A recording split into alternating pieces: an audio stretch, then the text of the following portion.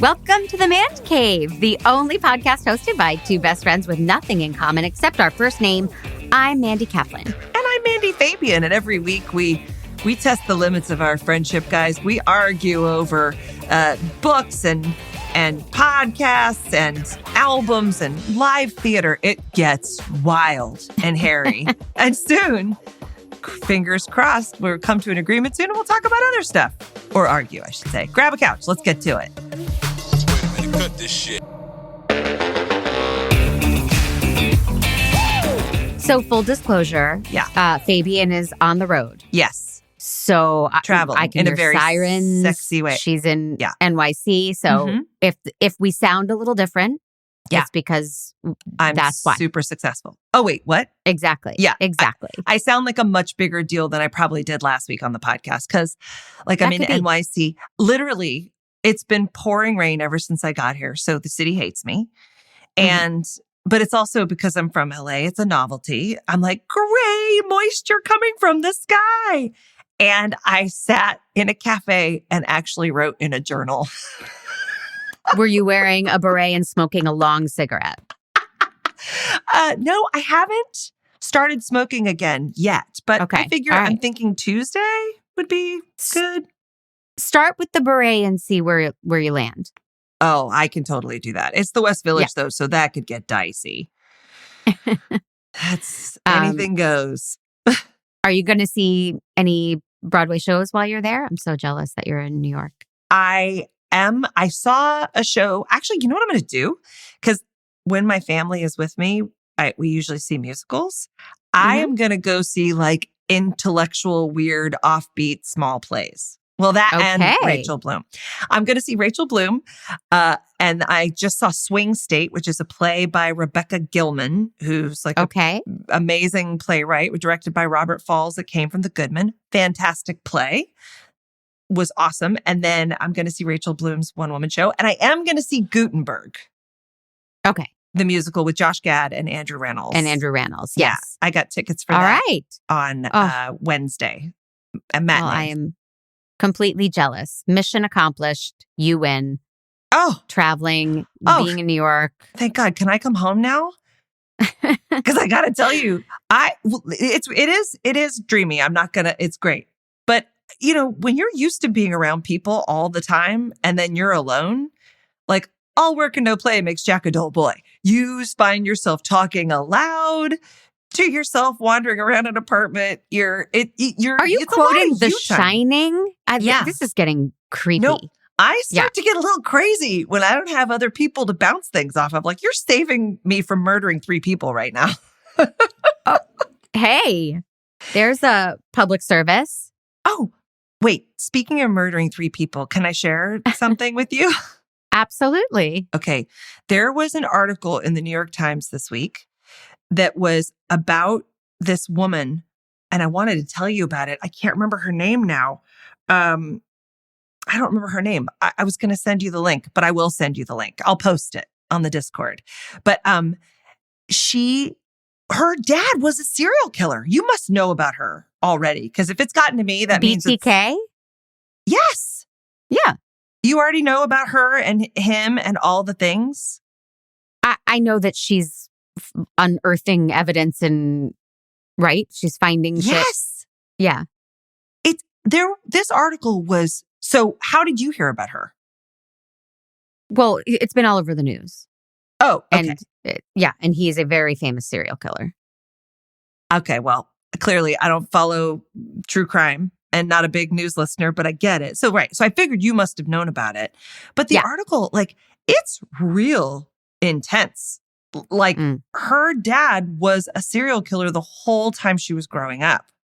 Yeah. And it reminded me a lot of my upbringing, out in the country. For real? No. No. Not that, that I know of, but my dad doesn't talk a lot about it. I could, I've never asked him directly if he's a serial killer, and I could, we have that relationship now. You might want to, just pause the question and Let me just text him real quick. I just want to make sure, because I don't know. We'll wait. I just thought it was so crazy. So crazy. That they had Yeah. such a normal, like all the pictures of him with her birthday and the, Ugh. That's the stuff that gets me. Like I'm good with true crime, but when it feels like it's hiding right in your backyard, or when it's so well disguised, it freaks me out. Like I couldn't watch The Sopranos because Tony Soprano was like this normal teddy bear guy who would then unleash his rage and beat people. So there's something. Interesting. If I'm just reading about a serial killer, I'm like, oh, what a crazy guy. And then when I see pictures of him and his daughter, it's like it too freaks much you out. to see. Oh, Yeah. okay. Sorry. I thought you liked. I thought you would find it fascinating. No, I do find it fascinating. I'm just saying it's gross. It's too real. It's very creepy, especially for a child to be involved. Yeah, Jer, you might want to turn the podcast off now.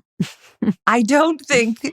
I don't think she helped stuff. him kill anybody. No, but that'd make a great movie, wouldn't it? Okay. I mean, now that we're allowed to write again, let's do it. I know, right? Yeah, no, it was just very, very weird and interesting. So, but that's what I'm doing, is reading about serial killers and also crushing it with Wordle. And now I've expanded into the mini crossword. Wow. Yeah. All right. So a lot of alone time. What are we doing next week? It sounds like you're done. You've just crossing everything off your list. Well, I want to talk about the podcast that we're listening to. Yes. Which is the 3rd season of The Dream.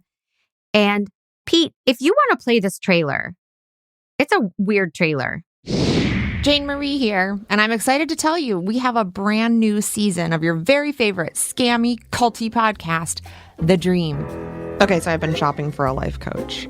I don't know how you shop for a life coach, first of all. Ask you that. Because I still am not sure what a life coach is. We come to you with this information and you say, oh, it's something wrong with their mindset. And so I just think, for lack of a better word, it's all bullshit. Meditating isn't going to help you deal with the fact in order to feed your children means you have to do 2 or 3 jobs or take night shift jobs. It's like she put on a blazer and she's an expert. They have been sold the American dream. A lot of us have been sold the American dream. Would you tell your daughter to say that? No, then why would you tell yourself in your unconscious mind to say that to yourself? I don't know. I call myself an idiot 30 times a day. I do. Your unconscious mind is always listening. Okay. Honestly, like with self-help, becoming your true self, what if it's not cool? What if it's not good? What if it's bad? That's this season. Find The Dream wherever you get your shows. And if you sign up for Pushkin Plus, you can listen to the entire season the day it comes out on September 13th. Go do it. It's a weird season now that you've heard the trailer. It's not linear the way the first 2 seasons were very clear.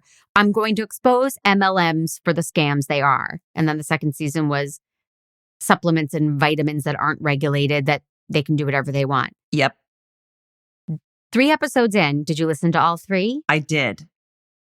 She is all over the place, our Jane Marie. Yes, she is. This is... Yeah. Real hard to figure out what this season is. Yeah. Well, first of all, let me point out, I may have been a little too hard on Bert and Tom in the 2 Bears, 1 Cave podcast because they're all doing it. Every single podcast I listen to now starts right off with a commercial. Mm-hmm. So let me say, guys, if you haven't tried the powdered Tang drink, do go out and grab some. It's delicious and nutritious. No, but they all start off with commercials now, which is an affront to my sensibilities. I don't enjoy that. Just skip them. I know, but it's extra work for me. You know, I like to get I'm so sorry. deep into laundry before I have to take out my phone and fast forward. Plus, your fingers are so tired from all the diddling. I get it. Oh, so much alone time. But yeah, that's the other thing about her podcast, which is funny. When it's so heavy on the commercials, there were so many commercials in that first episode, but her whole thing is criticizing people who are trying to make money off of their own personal brand. Like, they're not really trying to help people. They're just trying to make money. And then she's like, please hold for this commercial. And please, I thought there were a ton of commercials in that first episode. I'm just finding that there are more commercials in all podcasts. And I just fast forward. It doesn't bother me at all.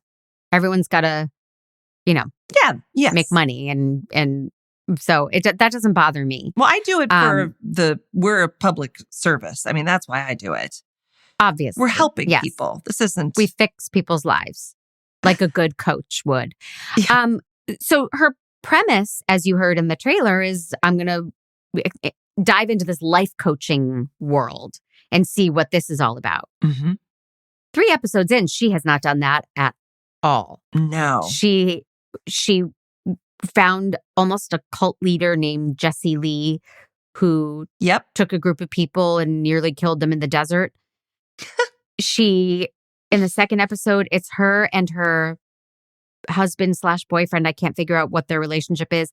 She's having a breakdown and she's very honest and raw about how depressed she is, which I admire. Yep. But I don't find it necessary to the premise of this.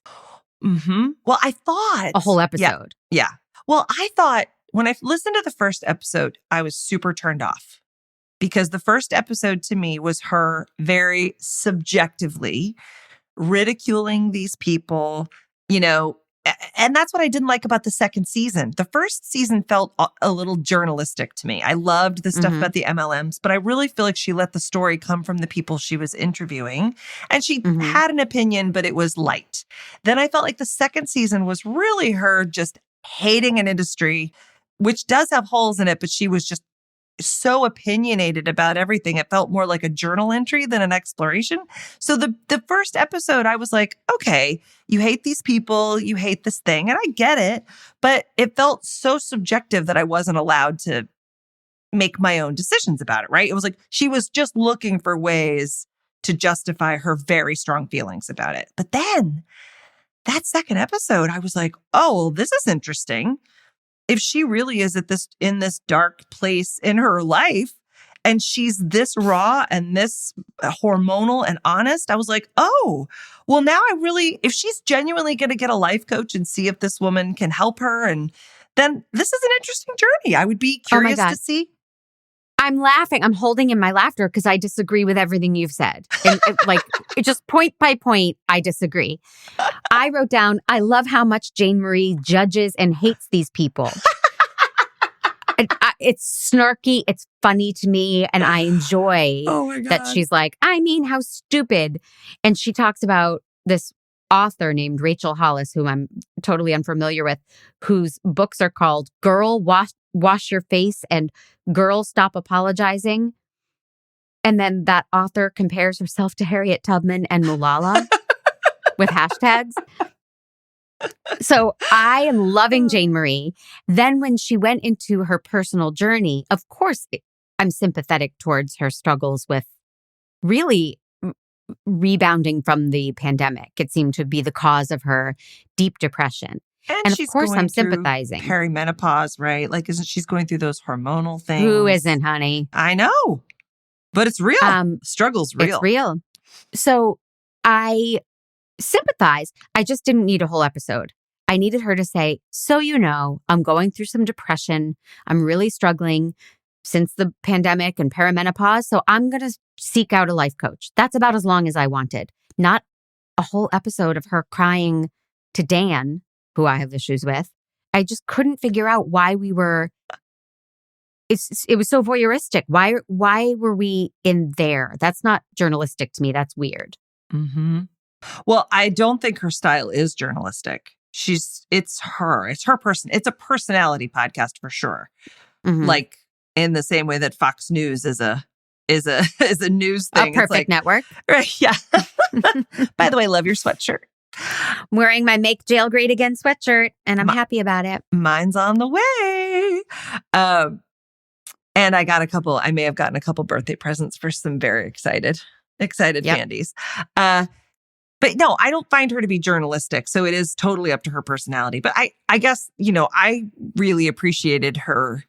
I was at least I was interested because it was her not being snarky. It was her being honest about where she was at. And then it also gives you a reason, if she's going to explore life coaches, then sitting back and making fun of life coaches, which there's plenty to make fun of. Although I'd like to make the argument that I'm sure that both Malala and Harriet Tubman at some point had to wash their face. So it's not so far off the mark. But anyway, I think that her being just critical of them is one thing, but her actually going in there with all of her skepticism and being open about her skepticism is really kind of interesting, right? You go, well, this is fun. I'm never going to do a life coach. I don't have a judgment about them one way or the other, to be honest. I'm sure some, just like therapists, just like anything, some things work for some people and some don't. But I was kind of interested to hear her journey. But then the third episode was kind of a revisit of season 1, which... Right. Yeah. Well, right. It's meandering.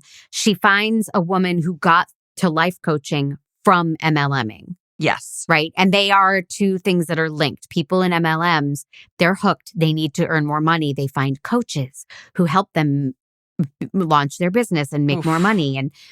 And my question is, you and I ran into an issue about a year ago. We reviewed something. I, in particular, said something harsh about what we reviewed, and we heard from the person we reviewed, and they were very upset that I expressed negative opinions. And you and I felt terrible because you and I are not in the business of hurting anybody's feelings except each other's.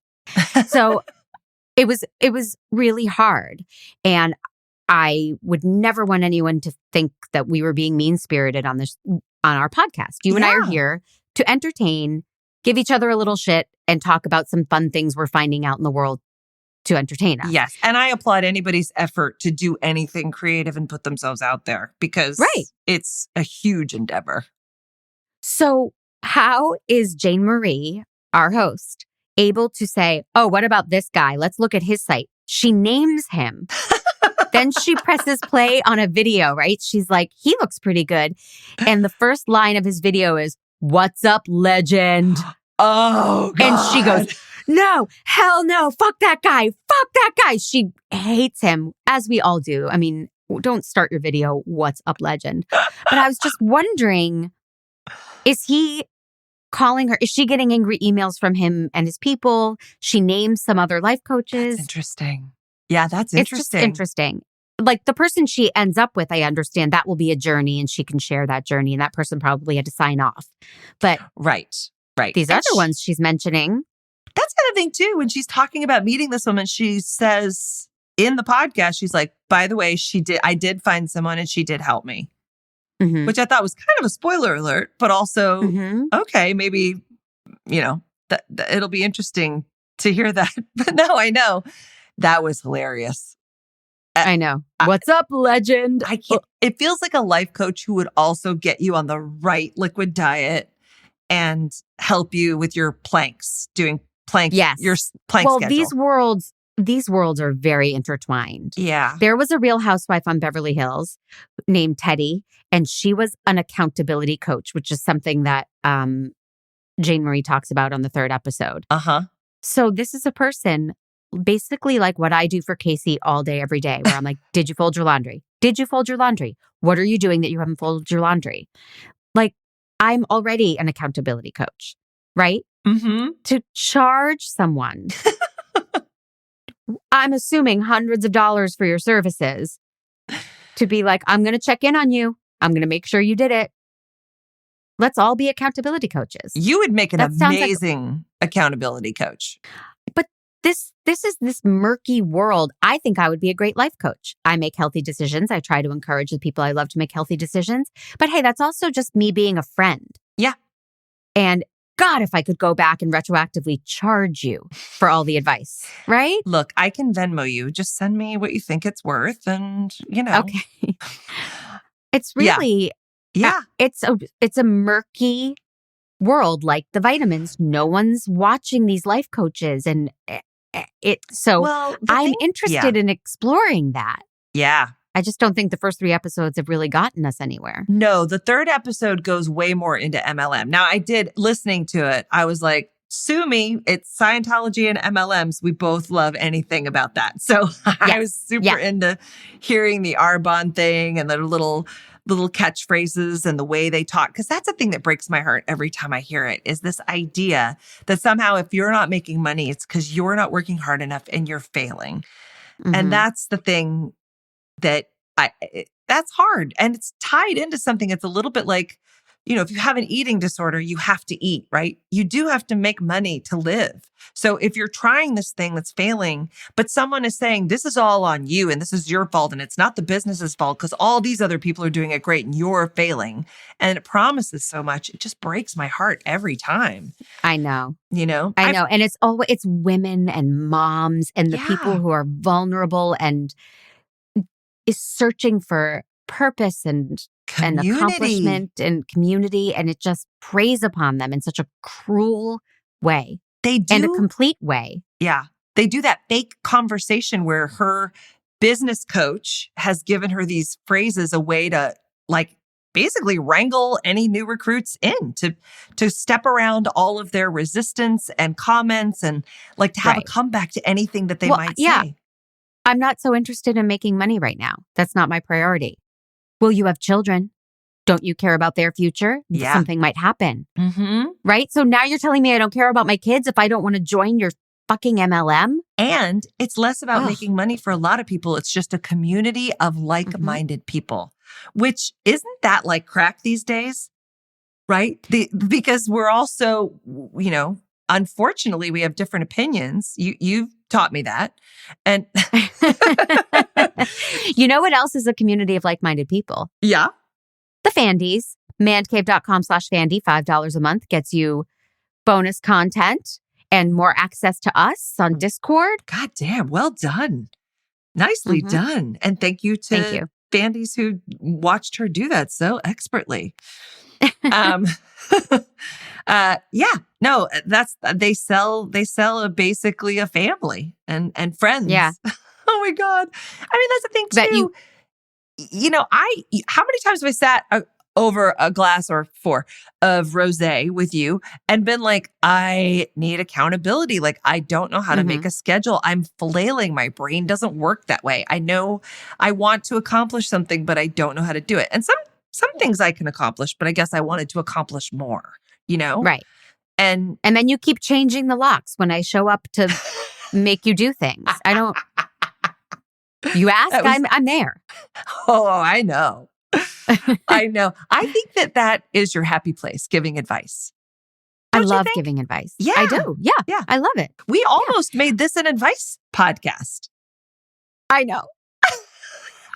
I think that would have gotten old fast. I think it would have been great. I think the reason you didn't become a life coach is the same reason we didn't do the advice podcast. Because the thing is, if it would help someone, maybe you don't have to be an expert, you know what I mean? Like, if you have a strategy or if you come up with a system that has worked for you that might work for someone else, I don't begrudge those people doing it. I think what makes me feel sad is the truth is, it's like accountability coach is maybe even better, because if I'm going to spend money on an accountability coach, it's probably because I really, really, really want something. Right. Because once we get to that point where I'm like, oh, you're actually going to make me do it? No, I'm out. Right. So it's like, I think it's preying on people who just want to be better or feel better. And that really is up to them. And there's no life coach or accountability that's ever going to really solve that problem. I think that's where I get like, oh, it's, that part is something that's really hard and tender. And there may not be enough items on a to-do list that's actually going to make that difference. But then also, by the way, sometimes it is. There's people that a to-do list fixes a lot. I love it. Yeah. That's how I work. And you said hard and tender, and I've been horny ever since. So, one thing, and I'm truly not picking a fight because I know you really do enjoy a lot of self-help, but that whole world, a lot of the things that this woman was describing about her MLM and her life coach, it all comes down to the law of attraction. It comes down to The Secret. It comes down to, manifesting things in your life by surrounding yourself with like-minded people, or it's all the same thing. It's just who gets to you first to teach it to you. Did you get it? If you got it from a Brené Brown book, you're going to be a devotee of Brené Brown. Yeah. If you paid a life coach hundreds of dollars an hour for his services, you're going to be a devotee of that life coach. Yeah. And now I've pronounced devotee several ways. So I'm covering all my bases. What's your take on foyer? Is it foyer or foyer? I do foyer. Okay. All right. I do. And Yeah. roof or roof? Roof. Okay. All right. So important topics. Yeah. back to, So But it's really, it's all, everybody's doing the same thing. Everybody's telling you the same thing. Manifest good things in your life by seeing it, or laws of attraction. Yeah, a lot of people are doing that. But Brene Brown doesn't do that. Oh. She's actually more of a, if you have shame, trauma, like if you're afraid to tell the truth, if you're afraid to be honest with yourself and others, if you have a toxic workplace or a toxic relationships, like she actually is a social scientist and does studies and has evidence to back up her. It's not even really strategies as much as it is offerings of what her research has shown her, that a lot of people don't even begin to have access to that kind of thing. So if they understand that vulnerability and shame is a superpower and they've never even heard those words uttered in their life, that kind of thing, that's different than somebody saying, you gotta, you can make $50,000 a year. Let's just write this blank check to yourself and let's promise. And then let's go back. Let's work backwards and list all the things you need to do. And, I've dabbled in that world a lot. I know. And I have less so because while it's fun, it's interesting because there just needs to be a balance, right? I love thinking of possibilities and I love trying things that seem impossible and then sometimes they work, and you go oh, hey, look at that. I never should decide that anything is impossible. But that's different than saying this impossible thing must happen. So I'm going to shape my entire reality around it and all of my identity and all of my belief so that this one thing, I'm going to make it happen. Because I have also had the experience that that's not how that works. And that's really painful because you just don't have that much control. Of course. It's tricky. I've been trying to put on a gold necklace like this the whole time that we've been doing this podcast, several times, several episodes, and you still have not gotten me one gold necklace for my birthday. So, oh, okay. Well, your birthday's doesn't coming work, up. is what I'm saying. Okay.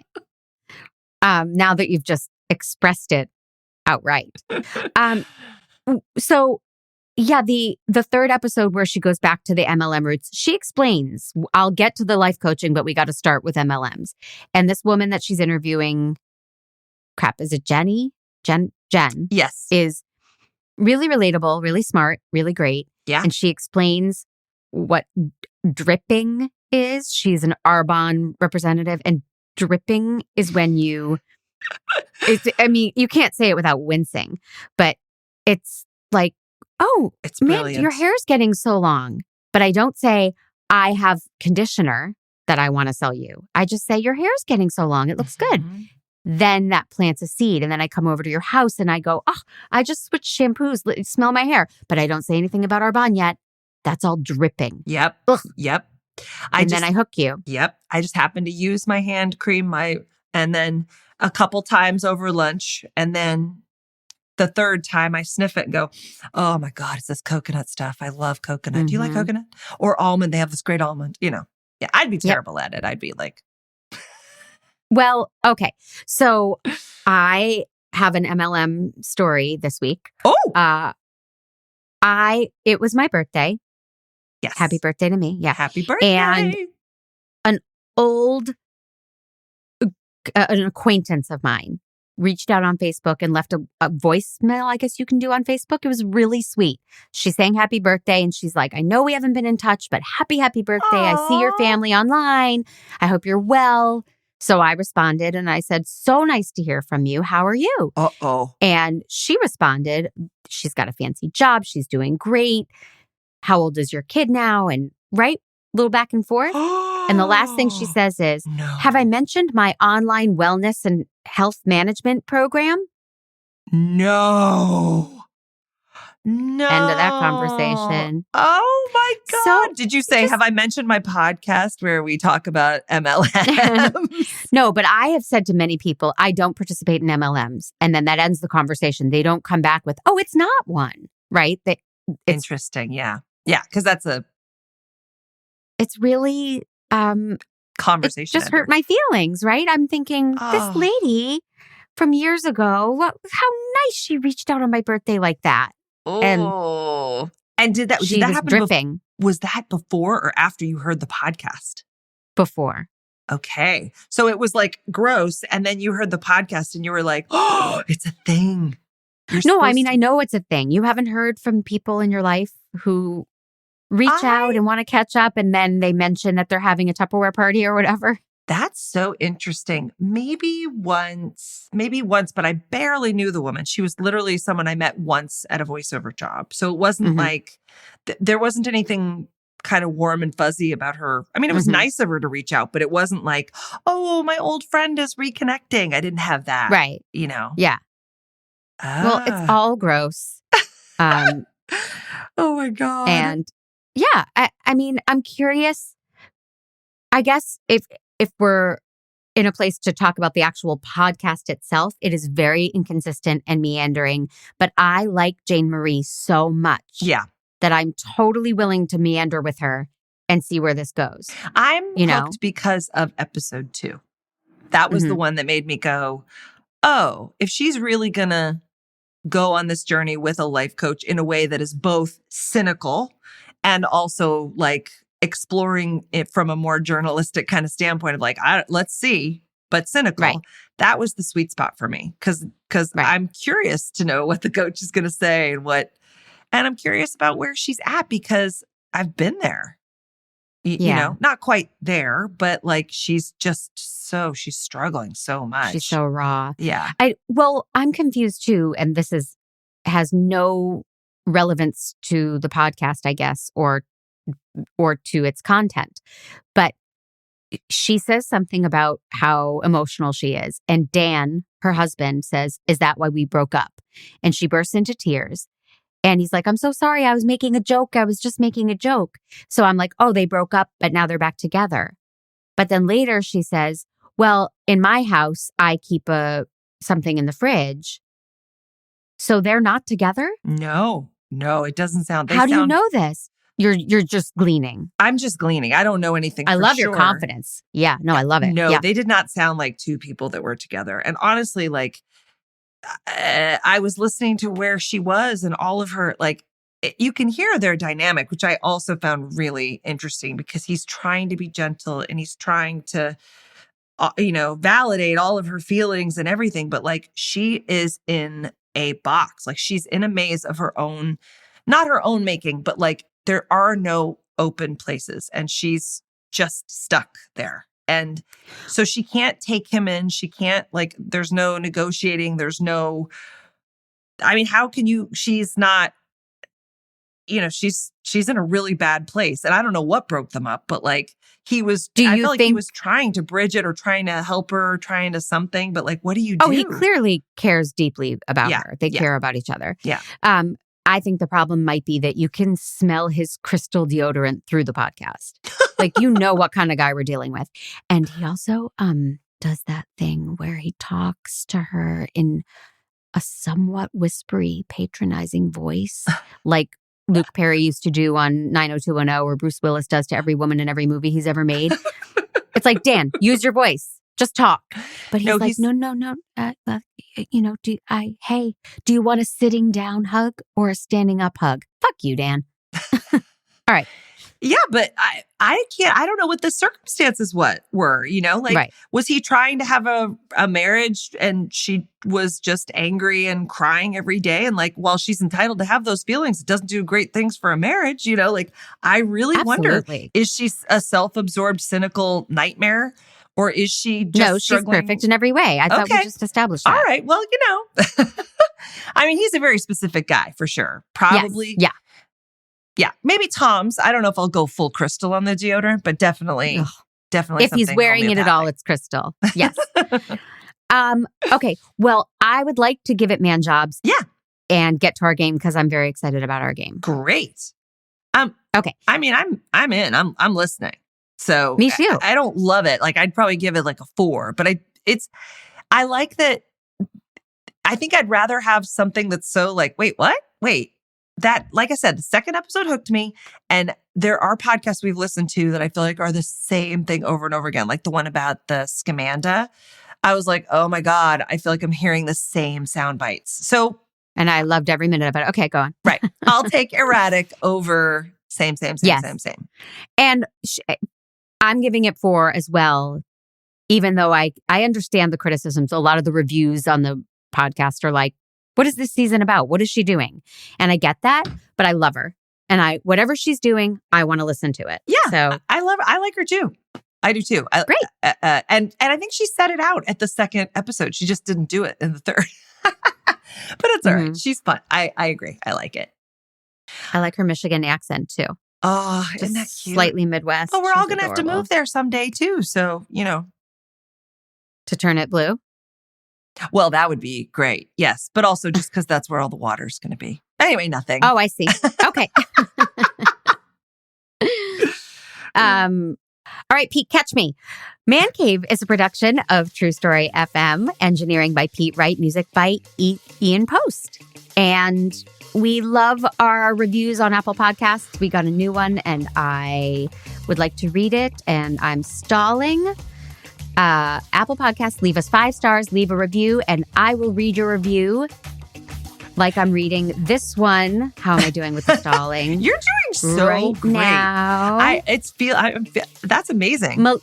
Malaysian Songbird says, it's hilarious, educational, and thought-provoking. So much fun. Educational? I'm a little worried about Malaysian Songbird, but thank okay. you, Malaysian. Clearly, she's been listening to my side of the podcast. So you're welcome, and thank you for the review. Mm-hmm. Oh, and what else do the people know? We appreciate the stars. If you want to talk to us on Discord, you can go to mancave.com/Discord. It's a little communication app where we talk with our super secret Fandys. And if you want to become a Fandy, we already talked about that. Mancave.com/Fandy, $5 a month. It supports us and frankly makes us one of the few podcasts that doesn't have all those crazy commercials up front.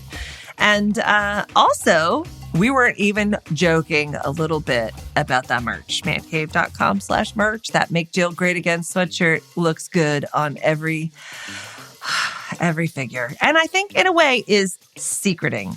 So, full circle. Yep. Here we are manifesting what we want. I got my mom a mug. Or my sister and I got her a mug. Sorry, Allie. And she was like, this is so clever. And I said, well, it came from us, from our podcast. She had no idea. She thought I found it and ordered it. But it is ours. Make Jail Great Again with the little handcuffs. Oh, I love it. Okay. Do you listen to Wait, Don't Tell Me on NPR? I don't, but I know you do. I very much do. I love it. And they do a game every week that I have ripped off. The game they do, because they have 3 comedic hosts or guests. And one of them reads a true story from the news, like an offbeat, funny, a guy in Scotland married his goat, like a weird story. And then the other 2 make up stories and they write them out, and the caller has to guess which one is the true story. And does that make sense? Yeah, totally. Yeah. So I have 3 stories here. Okay. Of celebrities entering the life coaching realm. Oh, okay. One of these is real. Okay. You must listen and tell me which one's real. Matthew McConaughey. Oh, no? We weren't starting? Okay, go ahead. Well, that was it. Are you being serious? I'm being totally serious. Oh, no. No. Wait, so that was the real one? Oh, God. Yeah. Oh, I'm so sorry. Wait, did she play on the podcast a little clip of Matthew McConaughey talking and doing his big seminar? Oh, maybe. Oh, crap. I think she did. That's why he popped into my head, because I was like, oh, no. But then again, I enjoyed Green Lights very much, but I didn't enjoy the little clip that she played. Oh, I'm so sorry. Wait, I want to hear what the other ones are, because they could also be true. Because I worked very hard on writing these articles. I want to hear this. Yes, please. I want to hear them. Well, now it's not a game. It's just me reading dumb shit I wrote. Here we go. It's never dumb. Okay. In an article titled, Can We Not Talk? Irascible comedian and talk show host Joan Rivers, famous for her catchphrase, Can we talk, has in fact recently been promoting the opposite. When Rivers auctioned off her silence for $100 an hour to benefit the ASPCA, she said she found the 70 hours of quiet life-changing. I was certain I would cave, but I'll be damned I did it. It gave me a sense of invincibility. I tapped into my inner power in a whole new way. Then I couldn't wait for the damn thing to be over so I could share the joy of keeping my big yap shut. Pure silence is an ancient technique designed to promote self-reflection and healing, says Pure Silence founder, psychologist Sarah Burrow. Miss Rivers embraced a movement that has long been seen as having therapeutic value, which is why she has become the spokesperson for our program. Throughout the late 1990s, hundreds of devotees spent copious amounts of money and time following Joan's lead and staying silent. All was quiet until the Pure Silence program faced a class action lawsuit citing, quote, total fraud and lack of accountability, and they shuttered their doors in 2001. One of the plaintiffs in the suit, who prefers to remain anonymous, said the following: turns out I can just stay quiet on my own. I don't need to pay for books and CDs and Joan Rivers' Hamptons house to do it. Oh my God! That is incredible. Can we not talk? Brilliant. So now the But game by is the just way- talking about my funny article. Yeah, but like did you make all of that up? The silence, the pure. Oh my God. The only reason I would have even thought that was not, I thought it was, I would have thought it was possible and true and hilarious because it would have been a funny joke. But then with the silence thing, I was like, did they have that kind of stuff back in the 90s? I wonder. I know they had cults. I don't know. Interesting. Yes. That's a great one. Yeah, we have to share. That's brilliant writing. All right. Well, then the other one is don't be duped. In a bizarre yet perhaps on-brand publicity stunt to promote an upcoming tour and Netflix special, controversial comedian Dave Chappelle published a pop-up lifestyle website last week called Doop, D-O-O-P. If the name sounds familiar, congratulations, you have not been living under a rock for the past 20 years.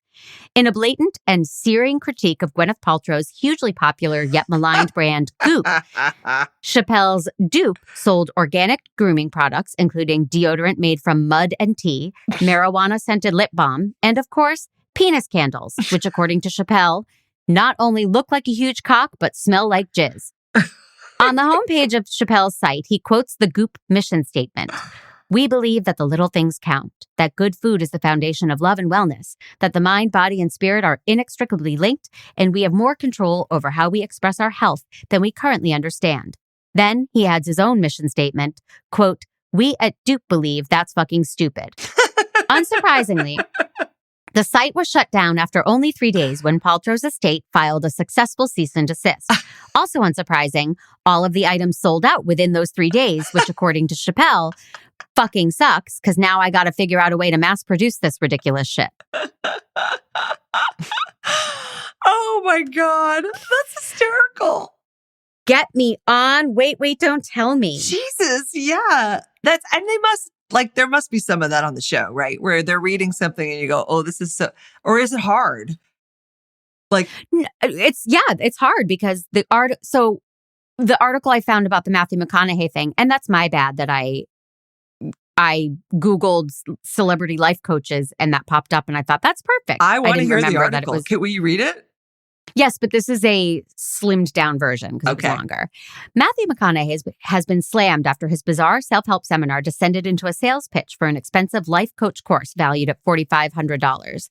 The Oscar-winning actor hosted the webinar on Monday, during which he played the bongos and offered advice about self-improvement before presenting a program called Road Trip, The Highway to More. The course claims to help people live up to their full potential, but scores of viewers, Greenlight, have since condemned the seminar as a shameful attempt to cash in. Whoa. McConaughey had promoted the seminar and asked people to be cool to your future self and show up. A wide-eyed McConaughey went on to make several odd statements in the webinar, including, the art of living starts with admitting. If we want to be legit, we got to first admit, yeah, I just rhymed. Guilty, I do that all the time. Viewers were left disappointed, however, when the celebrity hosts ended the webcast with an appeal to buy their expensive motivational program. Whoa. Do you think so? That's Matthew McConaughey, word for word. That's the article. I didn't change it. I mean, I trimmed it. That's really interesting. Do you think that he does he need money? No. I just think I think he's got a huge ego. He may run for governor. Yeah. He's right. I think he's the kind of guy that feels like I've got it all figured out and I want to share it. Well, and I'm pretty sure the green lights probably, there were many people that were like, Matthew, this is great advice. Right. You should turn this into something. I get that. Everybody's just trying to make money. Yeah. I mean, but I think he would say, I'm trying to help people better their lives. Sounds less gross. That's true. That's true. I'm going to reach out to a few friends on Facebook that I haven't talked to in a while and see if they want to join in with our separate. Maybe we should write an advice book. I want to circle back to that idea. I do. And by we, I mean you, because clearly you're a great writer and I'm just the eye candy of this whole thing. All right. Well, yeah. So I was going to say, Jane Marie said she used to write an advice column, which is hilarious. She's like, right. Because here she is saying, what does anybody know and why are we paying attention to them? And that's interesting. Yeah. Well, she'll be able to see through all of it. Okay. So what we're going to listen to for next week, it's an old classic. I didn't go This American Life because I know you don't like it. But this is one that I have not listened to yet, but I am a huge fan of the articles every week in the Sunday Times. And maybe you have listened to it. Maybe you haven't. I hope you haven't. I hear Sunday Times and I know I haven't. Modern Love. Have you ever listened to the Modern Love? They made a series of it. They did make a series of it. Yeah. But this is a podcast. So this is a gift that keeps on giving. I'm hopeful that it will just be fun, sweet, interesting love stories. That's my hope. Because those are fun. Oh, I got to tell you, I've been watching a British show and we're real lucky that all the British Mandy didn't come out today. Like, it's only going to be an American accent for this much longer. I can barely hold it in. Just wanted to warn you. Well, you're going to be there soon enough. So I will listen to Modern Love, and then I'm going to tell you what we're going to do the following week. Oh. Because it's topical, and it will be, I want all the Fandys to jump on board. We're going to watch The Golden Bachelor. Oh, okay. All right. I'm so excited. What channel is that on? It's on ABC and then streaming on Hulu. Okay. And it's, I think they usually do a 2-hour first episode where you meet all the bachelorettes and stuff. So that's the one you want to watch? Yeah. Okay. And I think it airs this week, I think. Okay. So heads up. Look for it, record it, do what you got to do. We're doing The Golden Bachelor, but we won't talk about it next week. We'll talk about it in 2 weeks. Okay. Planning ahead, accountability coach. All right. I love it. All right. Until next time. Until next time.